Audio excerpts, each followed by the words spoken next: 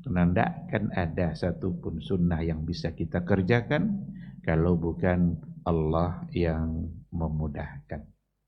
Tidak ada satupun amal saleh yang bisa kita lakukan kalau bukan karena Allah yang memberikan jalan bagi kita untuk melakukan itu.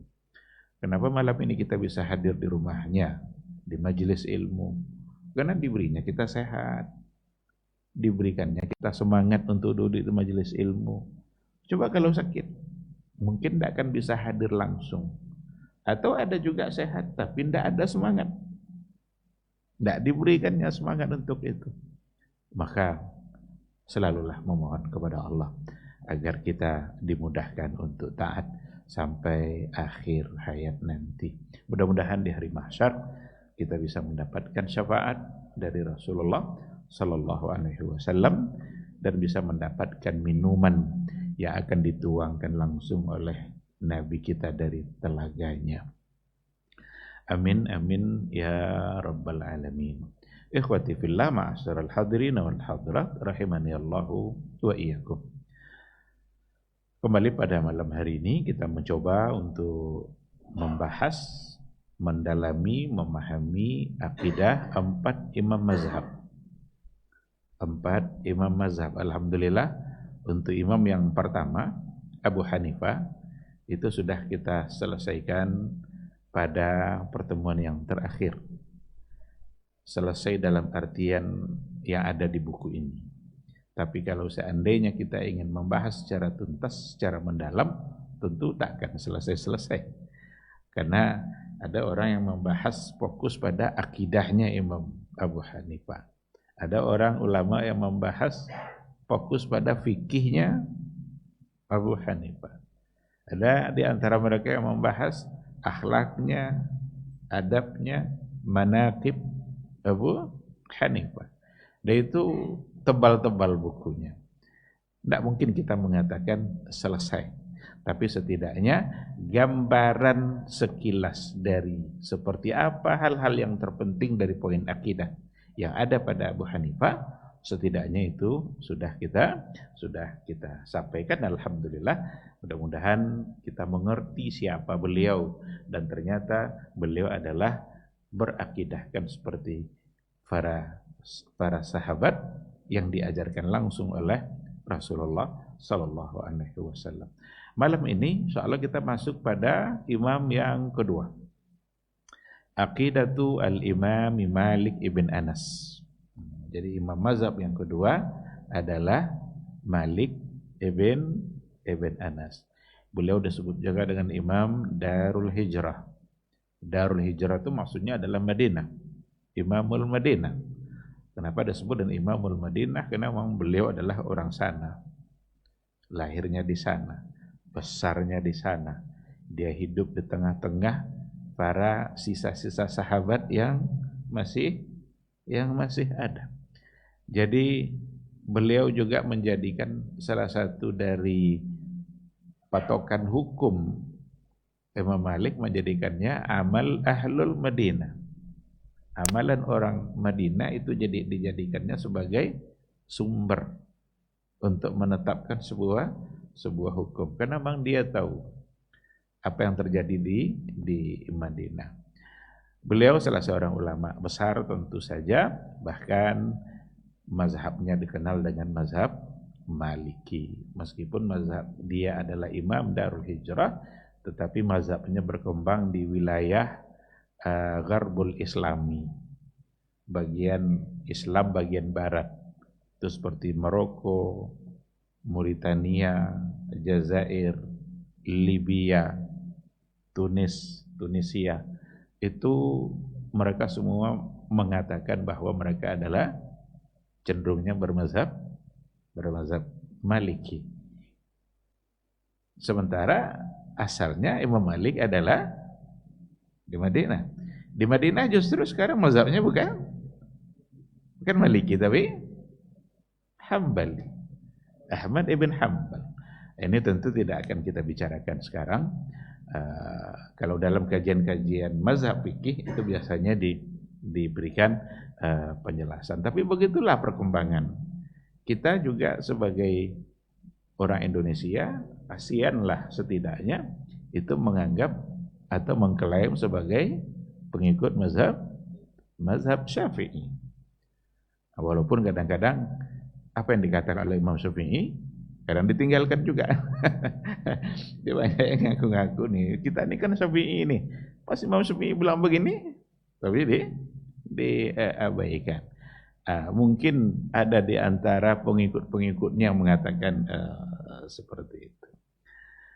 Baik, ikhwati fillah, karena kita fokus membicarakan akidahnya, maka kita hanya akan bicara akidahnya itu, dan poin-poinnya ada dalam buku ini. Yang pertama, berbicara tentang qaulu al-Imam Malik fit Tauhid. Jadi poin pertama yang ada di sini adalah perkataan Imam Malik ibn Anas fit Tauhid dalam masalah tauhid, masalah iman. Akhraja al-Harawi an-Syafi'i qala su'ila Malik anil kalam wa tauhid.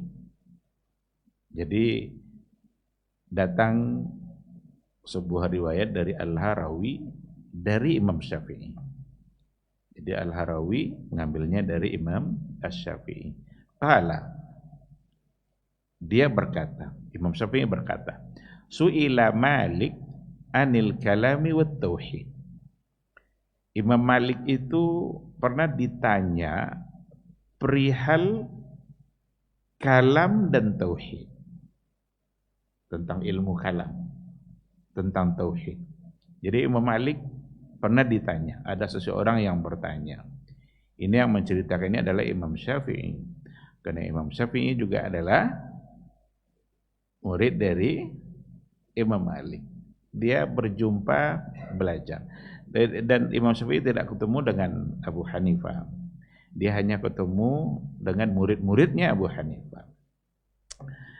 Baik, saat dia ditanya tentang al-kalam wa tauhid, faqala Malik. Imam Malik berkata, muhalun ayyazunna bin Nabi sallallahu alaihi wasallam atau ayyuzanna bin Nabi sallallahu alaihi wasallam, mustahil ada persangkaan terhadap Nabi annahu 'allama ummatahul istinja wa lam yu'allimhumut tauhid. Jadi mustahil ada persangkaan terhadap Nabi kita bahwa sesungguhnya beliau itu telah mengajarkan umatnya perkara istinja, tapi beliau tidak mengajarkan mereka perkara tauhid.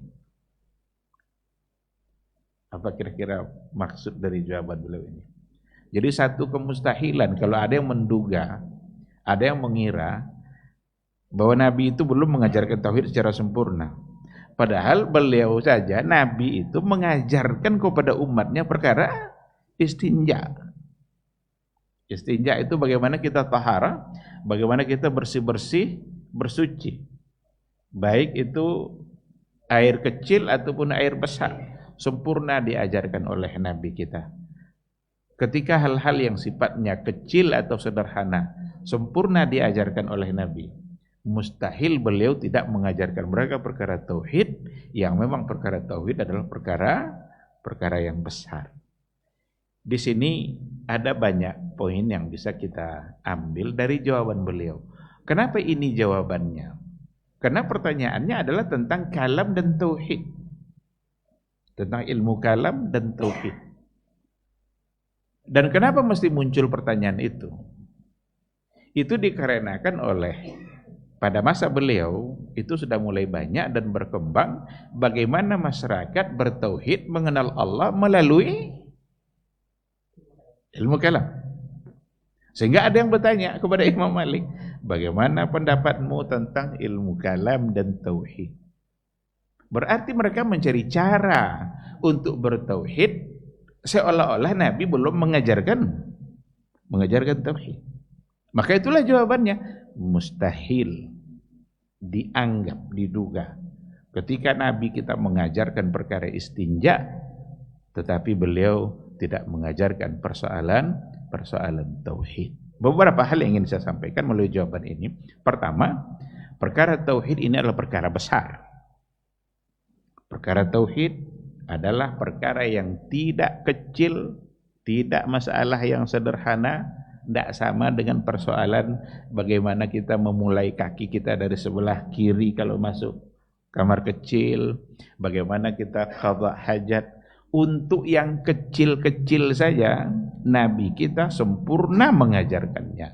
Maka untuk perkara yang besar pasti juga sudah sempurna. Ini pelajaran yang pertama. Yang kedua, kalau kita memang sudah meyakini bahwa Nabi kita sudah sempurna di dalam menjelaskan tauhid, dalam mengajarkan para sahabat bertauhid, maka tidak ada cara lain kita untuk bertauhid kecuali sesuai dengan yang diajarkan oleh Nabi. Tidak ada cerita, tidak ada alasan untuk kita mencari cara lain dalam mengenal Allah, dalam bertauhid, kecuali sesuai dengan yang diajarkan oleh Nabi. Karena Nabi kita sudah sempurna juga dalam mengajarkan sahabat bertauhid, dalam mengenalkan Allah. Ini tersirat di situ ada sindiran dari beliau. Berarti tidak diperlukan cara lain dalam bertauhid.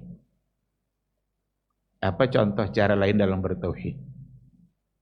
Itulah yang ada pada ilmu kalam, di mana mereka mencoba untuk mengenali Allah, mengenali Tuhannya, tetapi melalui atau dengan menggunakan teori-teori logika, akal yang kadang-kadang tidak pula datang dari Islam. Maka sudah sering juga kita sampaikan, banyak teori-teori dari filsafat Yunani yang digunakan untuk mengenal Tuhan, mengenal Allah. Padahal teori itu mereka gunakan untuk mengenal makhluk. Maka pada pertemuan yang terakhir cukup panjang kita berikan penjelasan salah satu dari contoh teori yang mereka gunakan dalam filsafat itu teori arad al-jauhar. Masih ingat enggak? Teori arad jauhar. Ada jauhar, ada arad. Jauhar itu sesuatu yang seperti benda. Semua benda pasti ada arad, ada jauhar. Sedangkan arad itu adalah sifat-sifatnya, sesuatu yang melekat padanya. Tidak mungkin ada arad kalau seandainya tidak ada jauhar. Warna, ukuran, rasa, itu semua adalah arad. Ini ada warnanya. Mungkinkah ada warna tanpa ada benda? Tidak mungkin. Ini ada ukurannya. Mungkinkah ada ukuran tanpa ada benda? Tiba-tiba nampak kita ukuran 1 meter tapi tidak ada benda. Mungkin? Tidak mungkin. Pasti ada. Oh, tongkat 1 meter panjangnya. 1 meter itu arad. Tongkat itu jauhar. Setiap benda ada aradnya. Setiap makhluk pasti ada jauhar dan pasti ada arad. Beginilah nanti caranya. Kalau memang seperti itu, berarti Allah tidak seperti itu. Nah, jadi dikenali dulu makhluk itu. Oh, ini makhluk begini. Berarti Allah bukanlah makhluk. Maka semua yang ada pada makhluk mustahil ada pada Allah. Dan tidak mungkin kita mensifati Allah sesuai dengan apa yang ada pada makhluk. Sampai di sini betul. Karena memang Allah itu tidak sama dengan makhluk. Allah adalah Khalik, makhluk itu sesuatu yang diciptakan oleh Allah. Dan Allah sendiri yang mengatakan laisa kamitslihi syai'. Tidak ada yang serupa dengannya. Berarti Allah tidak serupa sama makhluk. Betul. Sampai di sini. Salahnya di mana? Salahnya ketika teori ini digunakan untuk menolak apa yang telah ditetapkan oleh Allah tentang dirinya dalam Al-Quran dengan alasan tidak mungkin Allah seperti itu. Nah, ini yang tidak apa-apa kalau kita ulang kembali, karena pendapat imam ini nanti akan berulang terus dia. Tidak mungkin kita sematkan, kita sifati kalau memang nanti terlintas di pikiran kita seolah-olah dia seperti makhluk. Apa contoh yang tertolak? Allah berada di atas arsy, pasti akan ditolak. Kenapa? Karena selintas terbayang oleh akal, kalau berada di atas berarti yang di atas perlu pada yang di bawah. Yang di atas perlu pada yang di bawah. Kemudian kalau dikatakan dia berada di atas arsy berarti dia punya arah. Bisa ditunjuk. Kalau bisa ditunjuk berarti sama dengan lampu. Berada di atas. Terbayang sesuatu yang ada pada makhluk. Oh, kalau begitu Allah tidak seperti itu. Maka tidaklah diterima ayat yang tadi itu dalam artian bahwa Allah berada di atas arsy ala wartafa'a, tetapi perlu diartikan dengan arti yang lain yang cocok dengan akal. Apa itu? Istaula, berkuasa atau menguasai. Disinilah letak kesalahannya. Padahal yang mengatakan bahwa dia berada di atas arsy siapa? Allah sendiri. Nabi yang mengatakan juga. Nabi mengajarkan kepada para sahabatnya ketika turun ayat yang tadi itu. Adakah Nabi kira-kira memberikan gambaran lain selain daripada yang zahir yang ada pada ayat? Enggak.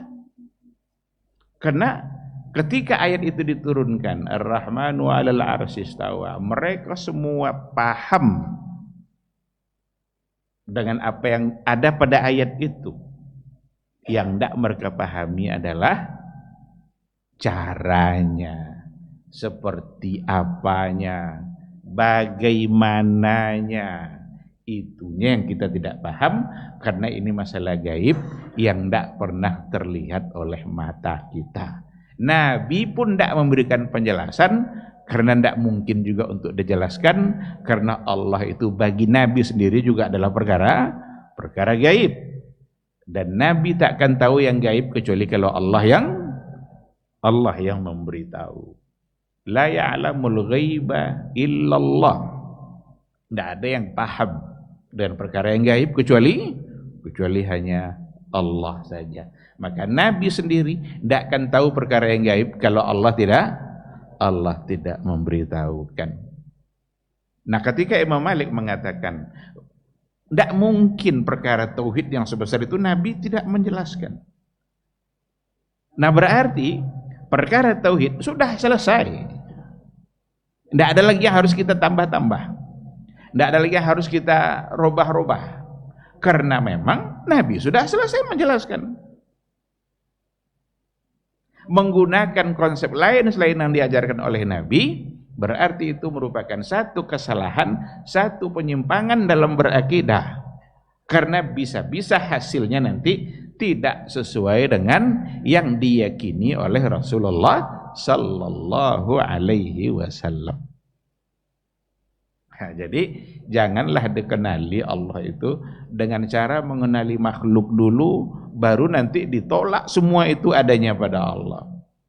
Maka ada hadis tapi tidak sahih, man arafa nafsahu faqad arafa rabbahu.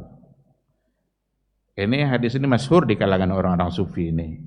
Man arafa nafsahu, barang siapa yang mengenali dirinya, faqad arafa rabbahu, sungguh dia telah kenal dengan Rabb-nya. Jadi kenal dengan diri berarti kenal dengan Rabb-nya. Maka yang banyak mereka lakukan apa? Kajian-kajian mengenal diri. Kita bukan tidak boleh mengenal diri, justru kita harus sadar dengan diri kita, siapa kita ini. Tapi kalau seandainya salah guna, di situ nanti persoalan bermunculan. Nah, maka mengenal Allah yang paling tepat adalah dengan mengenalinya dengan cara dia yang memperkenalkan dirinya. Yang kedua, dengan cara mengenalinya melalui utusan resminya. Dan adalah Rasulullah sallallahu alaihi wasallam. Kan dia yang diutus secara resmi untuk menyampaikan. Maka apa yang disampaikan oleh beliau, itulah cara yang paling tepat untuk mengenal Allah. Tidak akan kenal kita dengan Allah yang sesungguhnya kalau tidak dengan cara melalui Al-Quran dan melalui sunnah Rasulullah sallallahu alaihi wasallam. Apapun yang Allah tetapkan tentang dirinya dalam Quran atau oleh Rasulnya dalam hadis-hadisnya, itulah yang harus kita yakini, dan semua itu sudah sempurna diajarkan oleh Nabi kita. Karena masalah-masalah kecil dia sudah ajar. Coba masalah pribadi, masalah privasi, itu banyak kali hadis-hadisnya yang bisa kita lihat. Iza stanja ahadukum falyastanji bi thalathati ahjar. Kalau kalian beristinja, maka beristinjalah dengan menggunakan 3 batu. Iza stanja ahadukum falyastatir. Apabila kalian beristinja qada hajat, maka berlindunglah, tersembunyi, jangan depan orang. Karena itu sesuatu yang tidak baik.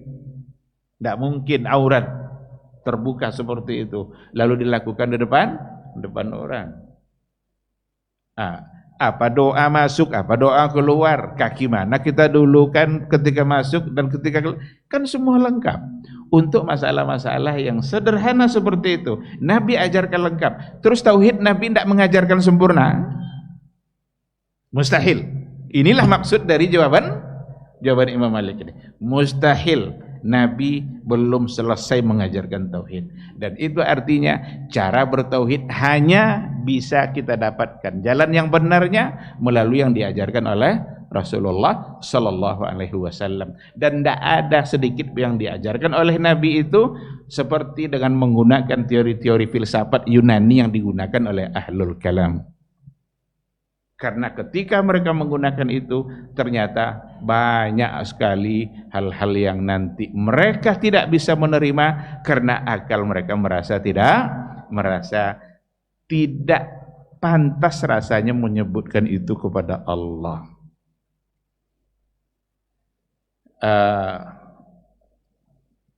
Wa jaa rabbuka wal malaku saffan saffa. Wa jaa rabbuka wal malaku saffan saffa. Itu ada di situ sifatul maji, sifat datang. Rabb kamu datang dengan para malaikat bersaf-saf nanti pada hari di mana kita dihisab. Yang terbayang oleh akal kita datang apa? Ada pergerakan. Kalau datang masuk, buka pintu masuk, tadinya dia di luar. Berarti ada tempat yang ditinggalkan. Kalau begitu yang datang di sini bukan Allah. Karena kalau disebut Allah datang berarti sama dengan makhluk. Ketika dikatakan turun, Rabb kita turun di setiap sepertiga malam. Turun itu ada nanti yang ditinggalkan. Kalau saya turun dari kursi, nanti kursi kosong. Sekarang ketika dikatakan Allah turun ke langit dunia, apakah arsy kosong? Inilah. Ini pertanyaan yang untuk makhluk baru bisa. Untuk Allah, ada enggak yang tahu cara turunnya Allah? Tidak ada. Kalau enggak tahu cara turunnya Allah, jangan coba-coba ditolak. Karena ketika kita tolak, berarti kita sedang menyamakan Allah dengan makhluk. Maka yang menyamakan Allah dan makhluk itu sesungguhnya adalah mereka-mereka yang mentakwilkan itu. Dan alasan itulah mereka jadinya mentakwil. Oh, kalau begitu yang turun itu bukan dia.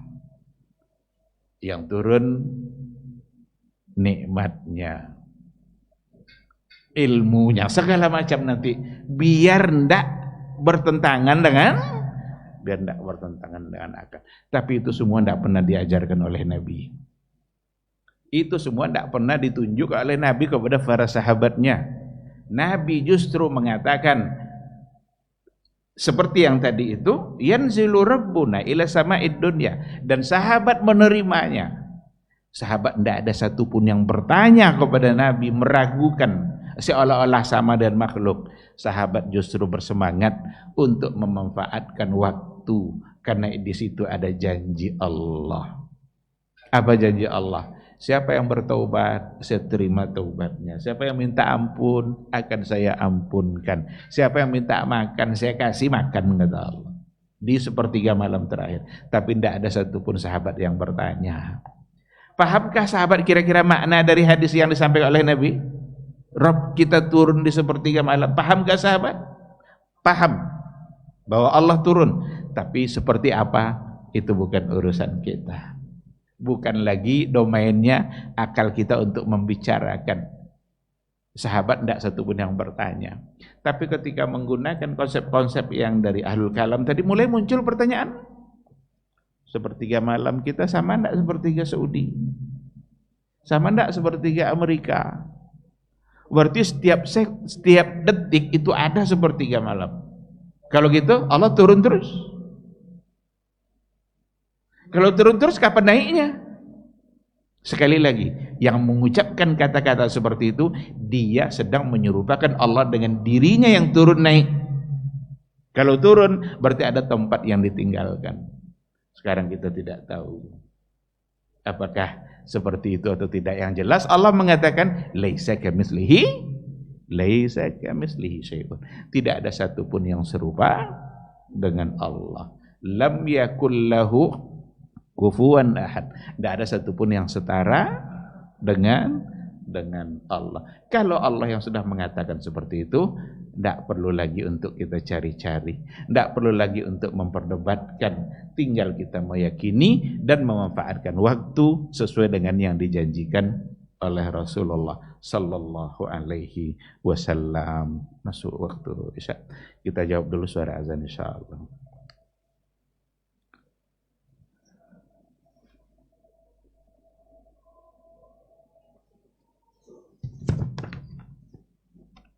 Allahu Akbar, Allahu Akbar, Allahu Akbar, Allahu Akbar.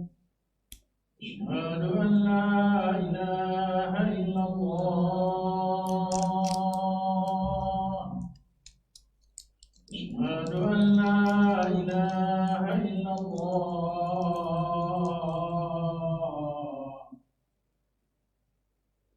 Asyhadu anna Muhammadar Rasulullah.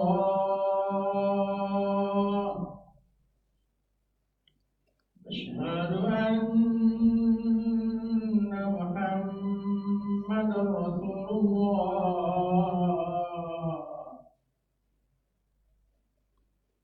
Hayya 'alas shalah.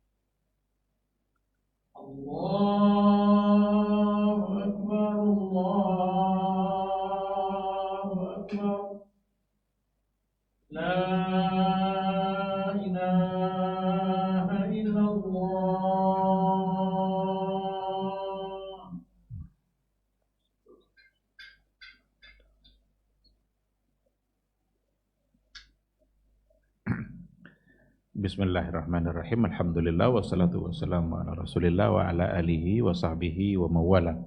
Ikhwati fillah, ma'asyiral hadirin wal hadirat, rahimani Allahu wa iyyakum.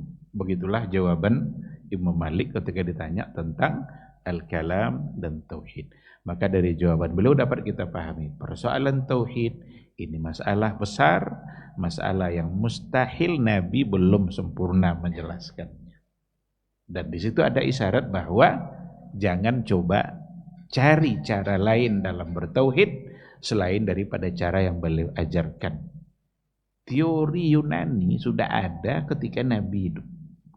Karena teori mereka bahkan sebelum Masehi kan sudah ada. Tapi tidak ada satu pun yang dipakai oleh Nabi. Karena memang bukan begitu caranya untuk mengenal Allah. Mengenal Allah ada Qur'annya, wahyu, dan ada hadis yang disampaikan oleh Rasulullah sallallahu alaihi wasallam. Kemudian beliau mengatakan wa tauhidu maqalahu Nabi sallallahu alaihi wasallam, dan tauhid itu apa yang dikatakan oleh Nabi kita sallallahu alaihi wasallam pada hadis umirtu an uqatilan nasa hatta yaqulu la ilaha illallah. Aku diperintahkan untuk memerangi manusia sampai mereka mengucapkan la ilaha illallah. Berarti kalimat tauhid ada pada kata la ilaha illallah. Fama usima bihil mal waddam hakikatut tauhid. Apa yang memang dapat membuat darah dan harta kita terpelihara, di situ adalah hakikat tauhid. Kalau mereka sudah mengucapkan kalimat la ilaha illallah, berarti terpelihara harta mereka, terpelihara darah mereka, tidak boleh diperangi, tidak boleh dibunuh, karena mereka sudah mengucapkan kalimat la ilaha illallah. Baik. Wa akhraja ad-Daruqutni 'anil Walid ibn Muslim. Imam ad-Daruqutni mengeluarkan satu riwayat dari Walid ibn Muslim. Dia berkata, Sa'altu Malikan was-Thawri wal-Auza'i wal-Laits ibn Sa'ad anil akhbari fis sifat. Jadi Al-Walid ibn Muslim berkata, saya pernah bertanya kepada Imam Malik, Imam Ats-Tsawri, Imam Al-Auza'i, Imam Al-Laits ibn Sa'ad. Ini semua ulama-ulama besar, bahkan mereka juga pemilik mazhab sebenarnya, cuma mazhab mereka tidak menyebar seperti 4 mazhab yang terkenal itu. Jadi mazhab itu bukan hanya 4, ada banyak mazhab. Cuma yang 4 ini yang berkembang karena murid-muridnya menyebarkan kemana-mana. Sementara yang lain, Tsawri itu ada mazhab Ats-Tsawri, ada Al-Auza'i, ada Al-Laitsi. Itu mereka pemilik mazhab, cuma tidak seberkembang yang ada pada 4 mazhab yang kita bicarakan akidah mereka. Apa yang ditanyakan oleh Al-Walid ibn Muslim, anil akhbari fis sifat. Jadi saya bertanya kepada mereka tentang ayat-ayat yang berkaitan dengan sifat. Akhbar itu kalau untuk wahyu ya bisa ayat, bisa hadis. Kalau khabar itu kan sesuatu yang datang dari Nabi. Tapi ini maksudnya adalah al-ayat wal ahadis. Ditanyanya lah kepada mereka itu tentang khabar-khabar yang berkaitan dengan sifat. Dan ini maksudnya adalah sifat Allah. Baik itu sifat fi'li maupun sifat zati. Faqalu, semua mereka mengatakan amirruha kama ja'at. Perlakukan ayat itu sebagaimana adanya. Perlakukan ayat itu sebagaimana datangnya. Perlakukan ayat itu, apa yang ada pada ayat itu yang harus kita imani. Maksud perlakukan ayat sebagaimana adanya itu maksudnya jangan ditakwil-takwilkan, jangan ditolak apa yang ada pada ayat itu, tapi apa yang ada di ayat itulah yang harus kita terima, yang harus kita imani. Amirruha kama ja'at. Yang berkaitan dengan sifat itu tentu saja nanti membicarakan sesuatu yang berkaitan dengan hal yang gaib. Sekarang datanglah informasinya dari yang maha benar. Tentu itu yang kita terima. Sifat secara garis besar dulu kita sudah sampaikan. Ada sifat fi'li, ada sifat yang berhubungan dengan zat. Kalau sifat fi'li itu yang berkaitan dengan perbuatan Allah. Allah ridha, Allah bisa benci, Allah pemberi rezeki, Allah mendengar, Allah melihat. Itu semua adalah fi'li. Allah berada di atas arasy, summa stawa ila sama, ila al-arasy, ala al-arasy. Berarti itu adalah sesuatu yang sesuatu yang dilakukan, dan perbuatan yang dilakukan oleh Allah Subhanahu wa ta'ala. Amirruha kama ja'at. Nanti ada yang berhubungan dengan zat, yang berhubungan dengan zat Allah.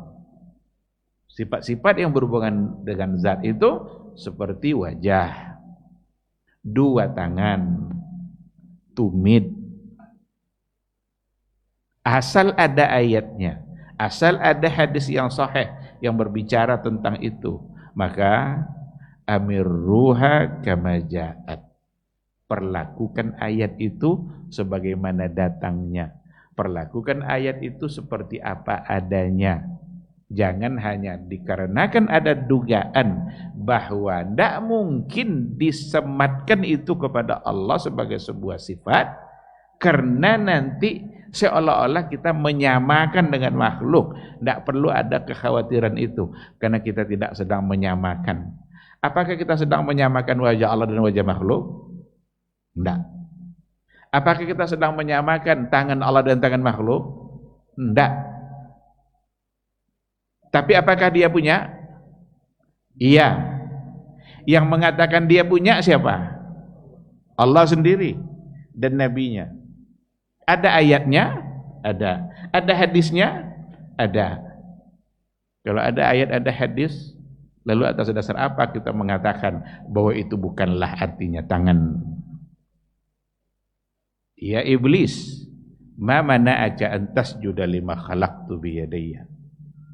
Wahai iblis, apa yang membuat engkau enggan untuk sujud kepada Adam yang telah aku ciptakan dengan kedua tangan saya? Oh, itu bukan dua tangan, Pak Ustadz. Karena kalau dikatakan dua tangan, berarti samalah dengan manusia yang punya dua tangan juga.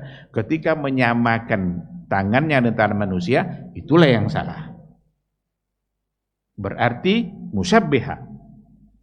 Maka tidak boleh disamakan, dan tidak boleh malah dibayangkan seperti apa. Karena tidak mungkin sampai bayangan kita kepada yang sebenarnya. Karena Nabi tidak menyampaikan seperti apanya. Allah juga tidak memberitahu seperti apanya.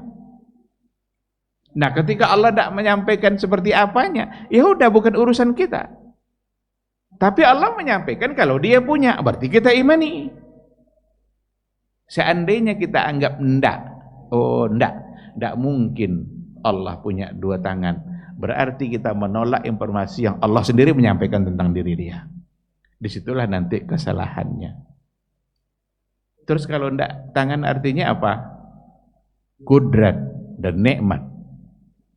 Jadi dengan kedua tangan itu artinya kekuasaan Allah dan nikmatnya. Oh baik, kalau seandainya dua tangan artinya adalah kudrat dan nikmat, kalau begitu nanti apakah Allah ciptakan iblis itu dengan kudrat dan nikmatnya juga atau tidak? Apakah iblis Allah ciptakan dengan kudratnya? Jawabannya iya. Kalau begitu, apa beda penciptaan iblis dengan Adam? Kalau memang diartikan seperti itu. Padahal Allah sudah memberikan pujian untuk Adam, sudah meninggikan kedudukan Adam. Melalui apa Allah buktikan kedudukan tingginya? Karena dia ciptakan langsung dengan kedua tangannya. Sementara iblis tidak. Iblis tidak Allah ciptakan dengan kedua tangannya. Nah maka tidak pantas lagi untuk mempertanyakan, tidak pantas lagi untuk merubah-rubahnya, karena ada konsekuensi dari perubahan. Bahkan hadis syafaat, itu salah satu dari hadis syafaat, mengatakan bahwa nanti di hari akhir yang pertama kali yang ditemui oleh umat manusia siapa? Nabi Adam. Kenapa ditemui Nabi Adam? Karena dia punya kemuliaan. Apa kemuliaannya? Karena dia satu-satunya nabi yang diciptakan Allah dengan kedua tangannya langsung. Maka datanglah mereka, ya Abul Bashar, ya Nabi Allah Adam, hai Nabi Allah Adam, engkau kan nabi yang mulia, nabi yang diciptakan oleh Allah langsung dengan kedua tangannya. Maka beri kami syafaat pada hari ini. Kalau memang artinya bukan dua tangan, apa beda penciptaan Adam dengan Nabi Musa? Apa beda penciptaan Adam dengan Nabi Idris, Nabi Hud, Nabi Saleh? Nampak enggak kira-kira akibatnya ketika sifat-sifat Allah dalam Quran itu tidak dipahami secara apa adanya? Nampak kali, pasti akan banyak hal-hal nanti yang tertolak. Maka Imam Malik ketika ditanya tentang itu, bagaimana cara sikap kita tentang ayat-ayat sifat, hadis-hadis sifat, apa kata beliau? Amirruha kama ja'at. Perlakukan ayat itu sebagaimana adanya. Seperti apa yang dipahami secara zahir, itu yang harus kita terima, yang harus kita imani. Ada pula sebagian mengatakan kata yadun itu tidak boleh diartikan tangan. Yadun itu artinya yang tahu hanya Allah. Terus kalau tidak tahu kita arti yadun itu tangan, yang kita imani sekarang apa?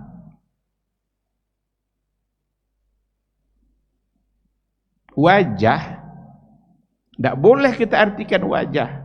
Karena kalau artinya nanti wajah, terbayang wajah kita. Terbayang wajah kita itulah yang salah itu. Karena tidak boleh kita bayangkan.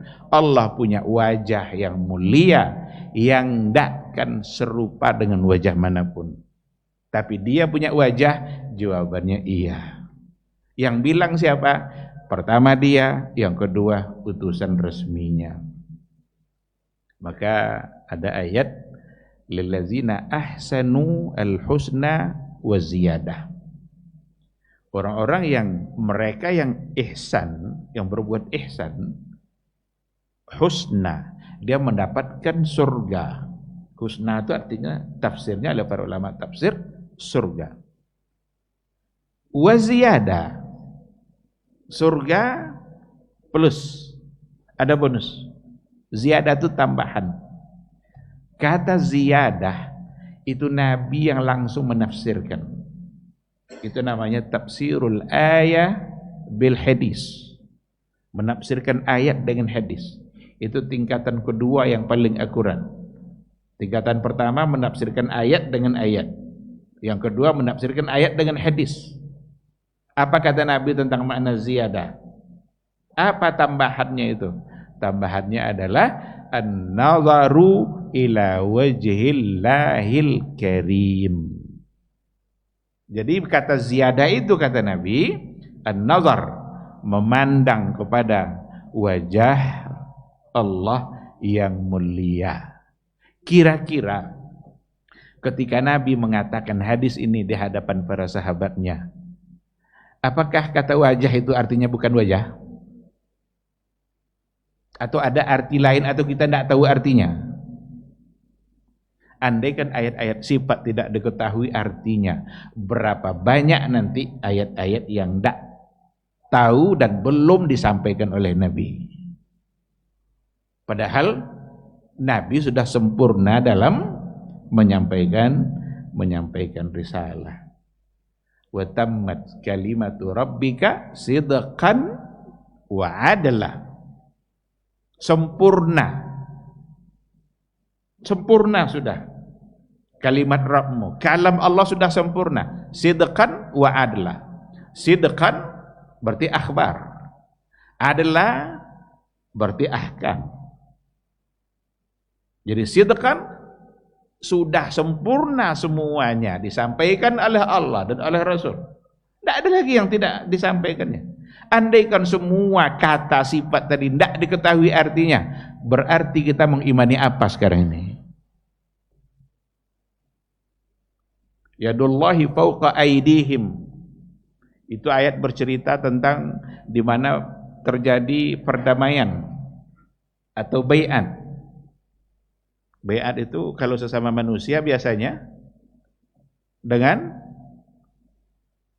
tangan. Salam lalu ucapkan. Kalau berdamai biasanya tangan. Lalu Allah katakan tangan Allah di atas tangan mereka. Kita mau artikan apa? Andaikan dicoba makna yang lain, tapi bukan untuk menolak. Jadi bukan untuk menolak bahwa dia tidak pantas punya tangan, tapi diberikan maksud. Silakan, itu tafsir namanya. Yang salah adalah merubah makna, mentakwilkannya kepada makna yang lain dengan alasan tidak mungkin Allah punya tangan. Inilah yang tidak dibolehkan. Maka amiruha kama ja'at, perlakukanlah ayat itu sebagaimana adanya, seperti apa datangnya. Apa yang dipahami oleh orang-orang Arab pada masa itu pula lah yang kita pahami. Karena mereka adalah orang-orang yang paham dengan ayat yang diturunkan oleh Allah. Paham dalam artian bukan kaifiyahnya, bukan seperti apanya, karena seperti apanya semua tidak tahu. Bahkan Nabi pun tidak tahu. Kalau Nabi tahu dia akan sampaikan, karena Nabi tidak boleh menyembunyikan. Ketika Nabi tidak menyampaikan hakikat kaifiyahnya tadi seperti apa, berarti itu tidak mesti kita cari-cari dan tidak mesti dijadikan alasan untuk menolak hanya karena ada dugaan serupa dengan makhluk.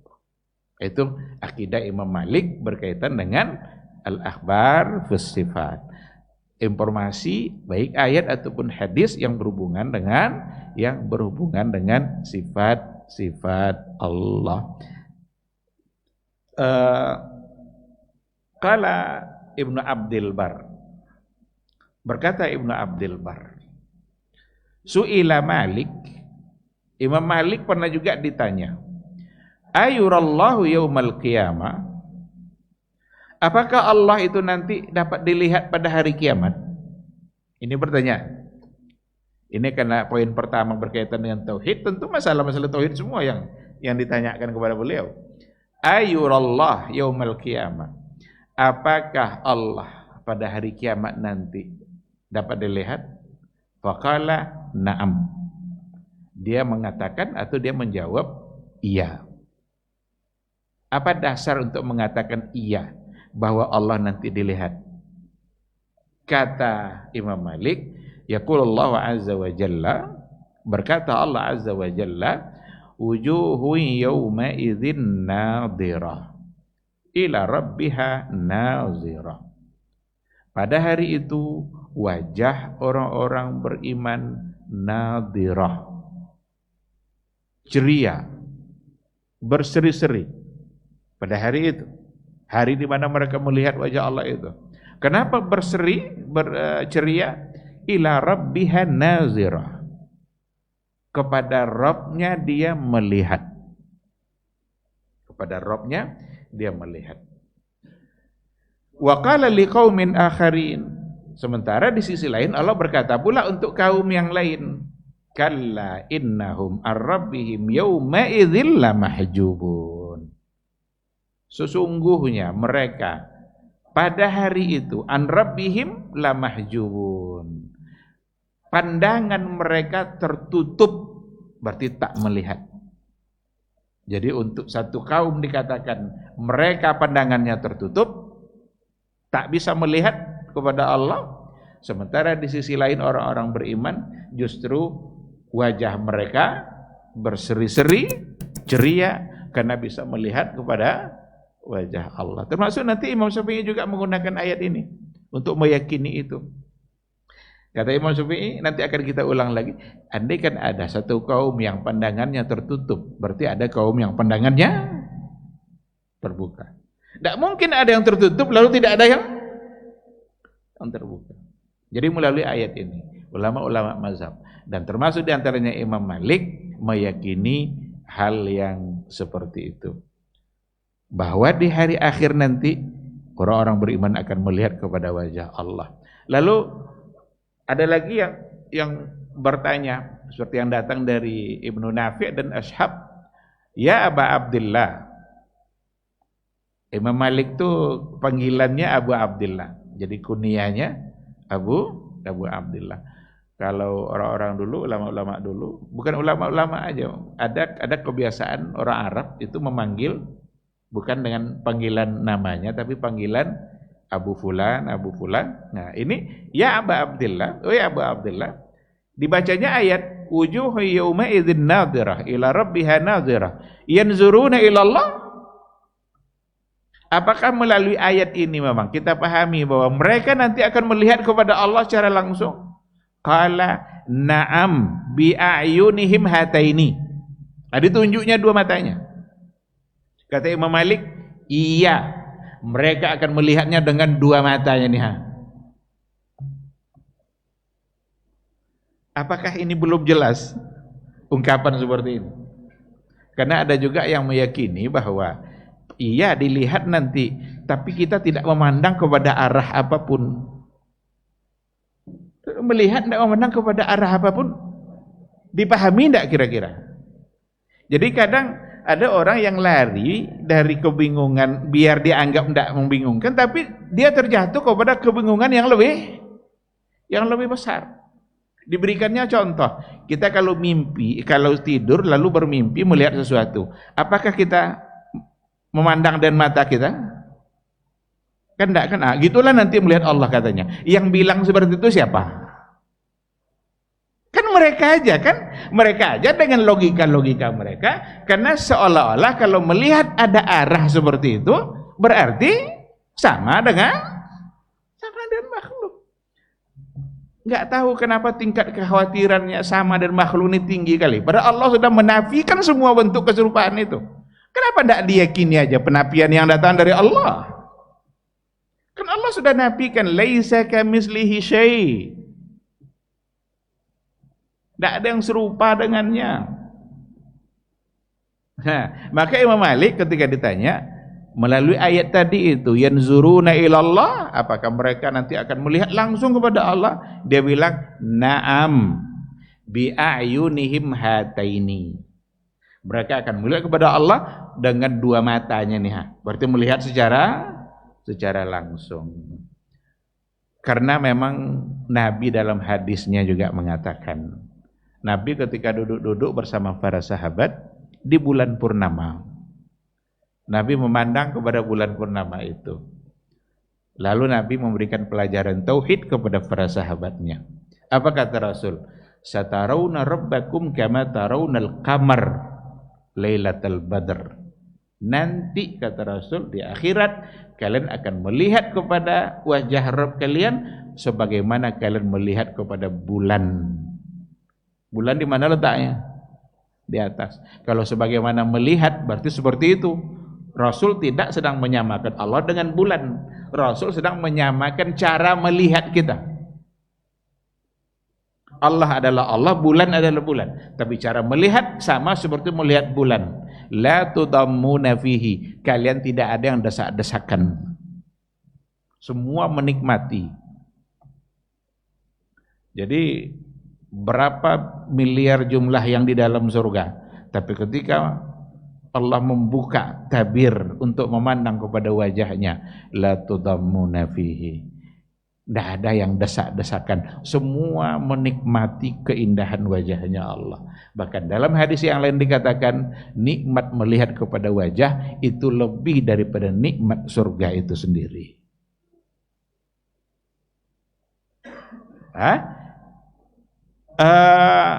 Fakultu lahu. Jadi yang bertanya tadi mengomong lagi sama beliau, sama Imam Malik.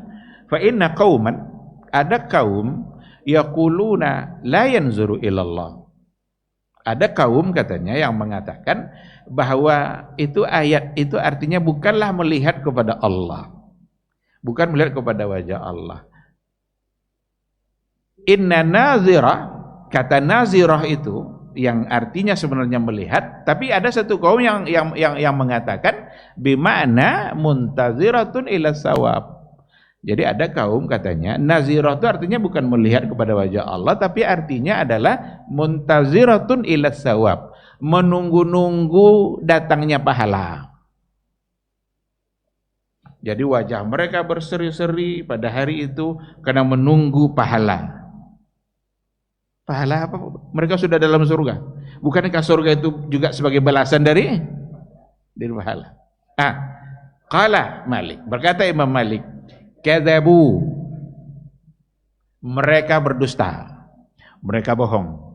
Ini penolakan secara terang-terangan dari Imam Malik untuk kelompok yang mentakwilkan kata nazirah itu bukan melihat kepada Allah tapi menunggu pahala yang datang dari Allah. Karena nazirah itu bermakna muntazirah.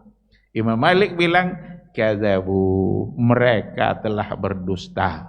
Bal yanzuru ilallah. Kenapa mereka mentakwilkan jadi muntaziratu ila sawab? Karena tadi itu tidak mungkin kita melihat seperti itu kepada wajah Allah. Berarti Allah nanti bisa dilihat seperti makhluk dan itu adalah ciri-ciri yang pada makhluk. Tapi Imam Malik mengatakan mereka bohong. Melihat benar-benar artinya adalah melihat kepada Allah. Amma sami'ta qaula Musa alaihi salam.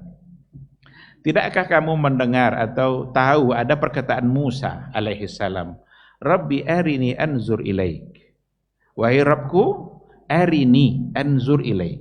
Izinkan saya untuk melihat tengokkan kepada saya wajahmu. Jadi ada permintaan Nabi Musa dulu kan, karena kaumnya juga menantang. Lan nu'mina laka hatta narallaha jahratan. Tidak akan beriman kami kepadamu wahai Musa kecuali kami kalau sudah melihat Allah secara terang. Nah sekarang Nabi Musa, Rabbi arini anzur ilaik. Wahai Rabbku, tunjukkan kepada saya, lihatkan kepada saya wajahmu. Lalu kata Imam Malik, afatara Musa sa'ala rabbahu muhalan. Kalau memang wajah Allah itu mustahil untuk dilihat, berarti apakah Musa meminta kepada Allah sesuatu yang mustahil? Berarti Nabi Musa ketika meminta agar dilihatkan kepadanya wajah Allah, dia minta sesuatu yang mungkin itu terjadi, tapi untuk di dunia tidak. Nanti baru bisa di akhirat. Tidak mungkin Nabi Musa meminta kepada Allah sesuatu yang mustahil. Dia adalah Nabi Allah. Maka yang dia minta itu adalah sesuatu yang memungkinkan. Faqalallah, maka berkata Allah, lantarani, engkau tidak akan bisa melihat saya. Artinya fit dunya, engkau tidak akan bisa melihat saya di dunia. Li'annaha daru fana, karena dunia itu adalah tempat yang fana, yang binasa, tidak kekal. Sementara Allah kekal. Wala yanzur ma la yunzaru ma yabqa bima yafna. Maka tidak mungkin dilihat di tempat yang fana ini sesuatu yang kekal. Nah, begitu penjelasan dari Imam Malik. Fa iza saru ila daril baqa, ketika nanti mereka sudah sampai pada darul baqa, darul akhirah, pada hari akhirat, hari yang kekal abadi, nazaru bima yabqa. Ketika itu mereka dimungkinkan untuk melihat kepada sesuatu yang memang adalah baqa, kekal. Inilah kenikmatan yang akan didapatkan oleh orang-orang yang beriman. Maka orang-orang Mu'tazilah juga mengatakan dengan adanya lantarani itu juga alasan mereka untuk menolak Allah sendiri yang mengatakan bahwa dia tidak mungkin dilihat. Jadi kata lantarani itu kalau dalam ilmu nahu itu lan itu faedahnya lil mustaqbal, nafyul mustaqbal, menafikan di masa yang akan datang. Maka kata orang Mu'tazilah di masa yang akan datang termasuk akhirat. Berarti engkau tidak akan bisa melihat saya termasuk di akhirat. Tapi tafsirnya itu tertolak. Karena yang dimaksud lantarani tidak mungkin dilihat itu selama hidup di dunia. Adapun di akhirat ada ayat-ayat lain yang memang memastikan bahwa nanti dapat melihat kepada melihat kepada Allah Subhanahu wa taala. Kalau di dunia nabi pun tidak bisa. Maka ada perselisihan di kalangan para sahabat, apakah dulu waktu Isra Mi'raj itu Rasul melihat Allah? Ada yang bilang iya. Tapi yang kuat adalah yang mengatakan tidak. Karena dalam jawaban Nabi sendiri, nurun anna arahu. Yang ada adalah cahaya yang meliputi anna arahu. Anna itu bermakna kaifa. Kaifa arahu. Bagaimana mungkin saya bisa melihatnya di dunia. Tapi nanti ketika di akhirat, ayatnya sudah tidak pakai ayat lantarani ini, tapi ada ayat-ayat yang memastikan bahwa ada kenikmatan yang akan didapatkan oleh orang-orang beriman, bahkan lebih nikmat daripada surga itu sendiri. Ikhwati fillah, ma'asyiral hadirin wal hadirat, rahimani Allah wa iyyakum. Ini beberapa poin yang berkaitan dengan perkataan-perkataan Imam Malik, dan itu menunjukkan keyakinan dia tentang bagaimana kita bertauhid. Dan beliau mencontohkan bagaimana dia bertauhid. Maka untuk ayat-ayat sifat yang berkaitan dengan Allah, baik dari ayat atau dari hadis, maka beliau memastikan amirruha kama ja'at. Perlakukan ayat itu sebagaimana adanya. Apa yang dipahami oleh orang Arab pada masa turunnya Al-Quran, itu yang kita pahami pada hari ini. Dan tidak ada di antara mereka yang menolaknya atau mentakwilkannya kepada makna yang lain, dalam artian mereka menolak bahwa tidak pantas itu untuk Allah. Kita tidak akan pernah menemukannya dari kalangan para sahabat. Andaikan ada nanti pentakwilan seperti wajah, itu ada dari Ibnu Abbas. Dalam tafsir dikatakan seperti itu. Ada di antara wajhullah yang beliau mengartikan kiblat Allah, bukan wajah Allah. Itu bukanlah karena dia menolak bahwa Allah punya wajah, cuma untuk ayat itu memang beliau menafsirkan kiblat dikarenakan oleh asbab nuzulnya. Jadi kan ada ainama tuwallu fasamma wajhullah. Kemanapun kamu arahkan wajahmu, maka di situ wajah Allah. Ada sahabat yang mengartikan itu disitulah kiblat Allah, karena ditengok dari asbab nuzul. Apa sebab nuzulnya? Ada dua orang sahabat di malam hari yang sholat tapi gelap, ingin sholat malam dalam keadaan gelap, maka mereka tidak bisa menemukan arah kiblat. Kira-kira kiblatnya kemana ini? Maka mereka yakinilah arahnya ke satu arah. Dan ternyata ketika waktu subuh mereka sadar kalau arah sholat malam tadi salah. Datanglah mereka kepada Nabi, ya Rasulullah, malam tadi kami sholat malam dengan ketidaktahuan kami terhadap kiblat. Kami yakin ke satu arah, tapi ternyata arah itu salah. Kalau sudah subuh kan sudah mulai terang, maka tahu dia kalau kiblatnya salah. Turunlah ayat yang tadi itu, ainama tuwallu fasamma wajhullah. Kemanapun kamu arahkan wajahmu, di situ wajah Allah. Ditafsirkan di situ kiblat Allah. Karena pertanyaannya persoalan kiblat. Lagi pula kata wajhun itu ada korelasinya dengan kiblat. Karena kiblat itu secara dalam kata yang lain itu disebut wijhah. Wijhah itu kan wajhun wijhah. Ada ayat walikullin wijhatun. Wijhah di situ kiblat. Walikulli wijhatun huwa muwalliha. Semua punya kiblat. Yahudi ada kiblatnya. Huwa muwalliha, di mana dia mengarahkan wajahnya ke sana. Maka kata wajhun ada korelasi bahasanya dan kiblat, karena kiblat itu bermakna wijhah. Andaikan wajhullah di situ diartikan kiblatullah, itu bukan salah, bukan untuk menolak Allah punya wajah.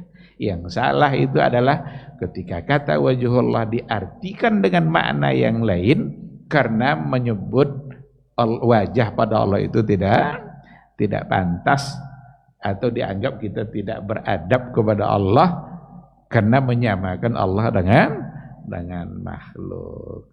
Maka masih ada poin lain tentang akidah, tapi tidak kita sampaikan sekarang. Insyaallah kita sambung pada pertemuan yang akan datang. Tiada lagi peristiwa seseorang yang menanyakan tentang istawa al-aras. Ini sudah masyhur sekali ceritanya.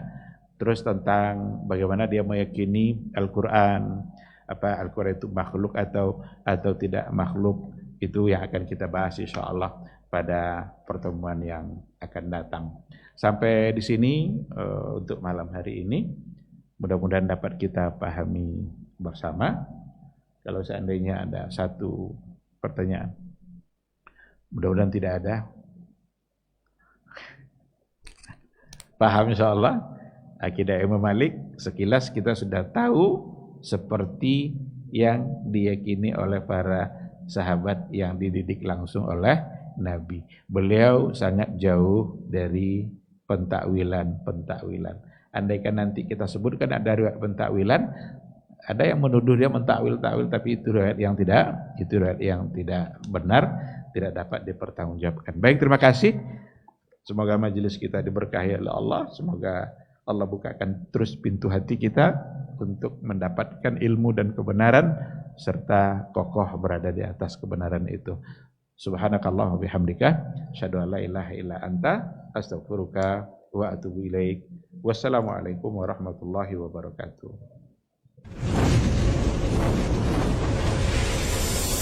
Baba TV Sunnah, belajar agama baru.